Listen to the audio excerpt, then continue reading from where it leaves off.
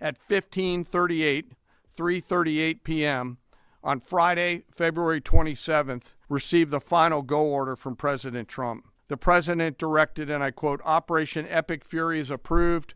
No aborts. Good luck." Air crews began loading their final weapons. 9:45 local a.m. Tehran time. As dawn crept up across the Central Command AOR, the skies surged to life. This was a daylight strike based on their trigger event. The first shooters at sea were Tomahawks unleashed by the United States Navy. This was a massive, overwhelming attack, striking more than 1,000 targets in the first 24 hours. American B-2 bombers, which again from the continental United States, dropping precision, penetrating munitions on Iranian underground facilities. I am aware of the loss of 3 U.S. Air Force F-15Es overnight in the region. We expect to take additional losses. On Saturday, 28 February, at 01:15 Eastern Standard Time, 9:45 a.m. local Tehran time, on the orders of the President of the United States, U.S. Central Command, under the command of United States Navy Admiral Brad Cooper, commenced Operation Epic Fury. As I said, I'm going to walk you through the initial phases of the operation. But first, I want to express my deep condolences and the condolences of the Joint Force to the Department of War personnel killed and wounded in actions thus far. As the Secretary said, they're heroes and represent the best of our nation has to offer. They're true examples of what selfless service means. Our deepest and heartfelt condolences are with their families, their friends, and their units. We grieve with you, and we will never forget you. So let me start with a few details. First, to be clear, as the Secretary said, this is not a single overnight operation. The military objectives that CENTCOM and the Joint Force have been tasked with will take some time to achieve, and in some cases will be difficult and gritty work. We expect to take additional losses, and as always, we will work to minimize U.S. losses. But as the Secretary said, this is major combat operations. At 3:38 p.m. on Friday, February 27th, the United States Central Command, through the Secretary of War, received the final go order from President Trump. The president directed, and I quote, "Operation Epic Fury is approved. No aborts. Good luck," close quote. In the region, every element of the Joint Force made their final preparations. Air defense batteries readied themselves, checking their systems to respond to Iranian attacks. Pilots and crews rehearsed their strike packages for the final time. Air crews began loading their final weapons, and 2 carrier strike groups began to move towards their launching points. Across the globe, our operations centers came alive in Tampa, Florida, here at the Pentagon, and of course forward in the Central Command AOR. As always, operational security was paramount as we sought to maintain and sustain the element of surprise. This operation was highly classified so that at H hour, the enemy would see one thing: speed, surprise, and violence of action. The first movers were U.S. Cybercom and U.S. Spacecom, layering non-kinetic effects, disrupting and degrading and blinding Iran's ability to see, communicate, and respond. At H hour, the beginning of major combat operations, 01:15 local Eastern Daylight Time, 9:45 local a.m. Tehran time, as dawn crept up across the Central Command AOR, the skies surged to life. More than 100 aircraft launched from land, sea, fighters, tankers, airborne early warning, electronic attack, bombers from the States, and unmanned platforms, forming a single synchronized wave. This was a daylight strike based on their trigger event conducted by the Israeli Defense Forces, enabled by the U.S. intelligence community. The first shooters at sea were Tomahawks unleashed by the United States Navy, closed in on Iranian naval forces, and began to conduct strikes across the southern flank in Iran. On the ground, forces fired precision standoff weapons, measured, deliberate, precise, and lethal. This was a massive, overwhelming attack across all domains of warfare, striking more than 1,000 targets in the first 24 hours. We are now roughly 57 hours into the operation.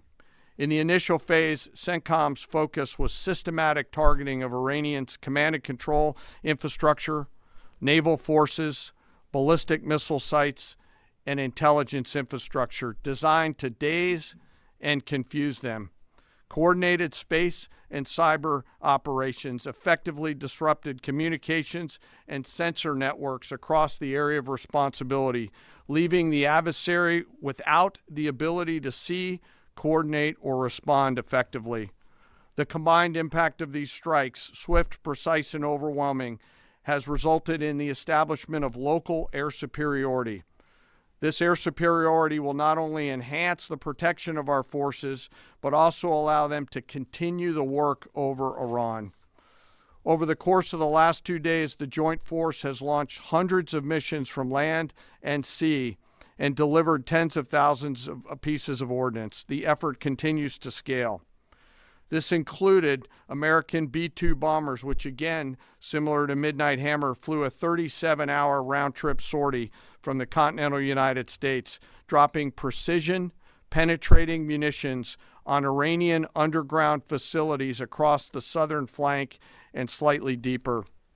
Additionally, Israel has separately executed hundreds of sorties against hundreds of targets. Beyond Air Force and Navy aircraft strike packages, coordinated salvos of precision standoff weapons from across the region have neutralized hundreds of pre-planned targets. As I mentioned earlier, in support of these kinetic operations, U.S. Cybercom and Spacecom have continuously layered effects to disrupt, disorient, and confuse the enemy. I will note that this operation had several combat firsts, which I'll allow at some point in the future Admiral Cooper to talk about since he owns the AOR. While we've prosecuted a relentless offensive campaign, our defense has been equally important. Across the theater, operations have remained steady and disciplined. Once again, our integrated air and missile defense network is performing exactly as it's intended. U.S. Patriot and THAAD batteries, along with ballistic missile defense-capable Navy destroyers, continue to coordinate and execute intercepts with precision and consistency. I wish that every American could hear the voice communications like I have as these joint operations centers remain calm, focused, and cool while executing under fire over and over again. Collectively, these systems have intercepted hundreds of ballistic missiles targeting U.S. forces, our partners, and regional stability. The threat from one-way attack UAVs has remained persistent. Our systems have proven effective in countering these platforms, engaging targets rapidly. Each intercept represents hundreds of hours of training, readiness, and technology all coming together to work as designed. We will remain vigilant in the counter-UAV fight. And the defense of the region is not ours alone. As the threat grew, our partners surged in beside us.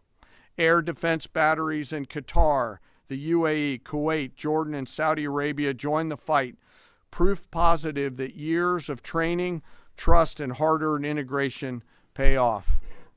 I am aware of the loss of 3 U.S. Air Force F-15Es overnight in the region.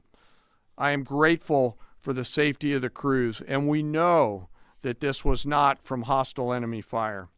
As this matter's under investigation, I'll not comment further on this. Let me close. Operations will remain active across the theater and across the globe. The U.S. forces are postured not only to maintain pressure, but to respond and adapt as required.